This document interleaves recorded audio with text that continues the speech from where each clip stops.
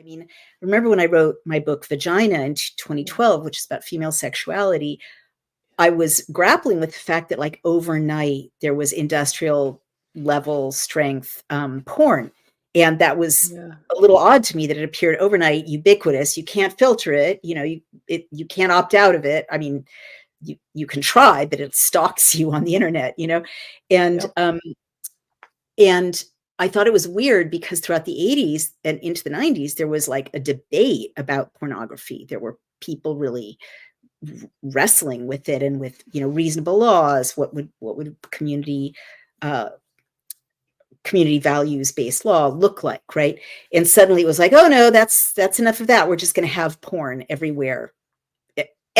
And when I found out how addictive it was, especially for men, and what that did to their libido, which is drive it down, I was very concerned in 2012. Well, now I'm convinced that porn everywhere with no, way to opt out of it if you're a 12-year-old curious boy. I mean, like, just I mean, it's impossible. Yeah, like you said, it's yeah, impossible to yeah. opt I out. mean, I as a mean, parent, you can if feel you very go on safe. the internet, you're gonna see pornography. If you're on any social media app, you're gonna see pornography. If you're a boy on Instagram, you're getting DMs from porn bots constantly.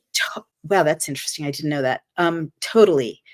But my point was going to be, now in 2024, I see libido and desire and the ability to choose a mate being targeted from multiple directions. For instance, I looked at what's in cereal, breakfast cereal, and it's a chemical. I don't remember the name offhand, but it's a chemical that destroys male libido.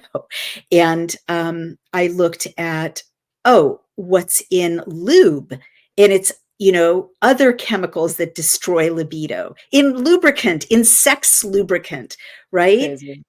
Crazy. And then you look at, again, I mentioned the estrogen levels in modern contraceptive pills, which are so different from even when I was young, though I always knew it was bad to use them if you could avoid them. And they mess with women's libido. And I wrote about this in Vagina. They mess with women's ability to even smell their partner.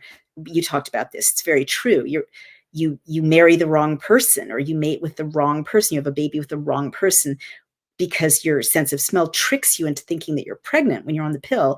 And then you go off the pill to get pregnant, and you realize you don't, that your husband smells like a relative. You don't want to touch them. It's horrible. It's catastrophic. Smell is so important to desire and choosing the right mate, and choosing, even liking your significant other. I mean, it's so important. And I mean, I could go on, but basically, the estrogenizing of men. I've interviewed now a number of experts on what's feminizing men, and my heart goes out to women in their 20s and 30s, because men of their generations have been so unmanned by plastics and electronics, and what else is unmanning them? I'm sure the stuff they put in the 72 vaccines they have to get now,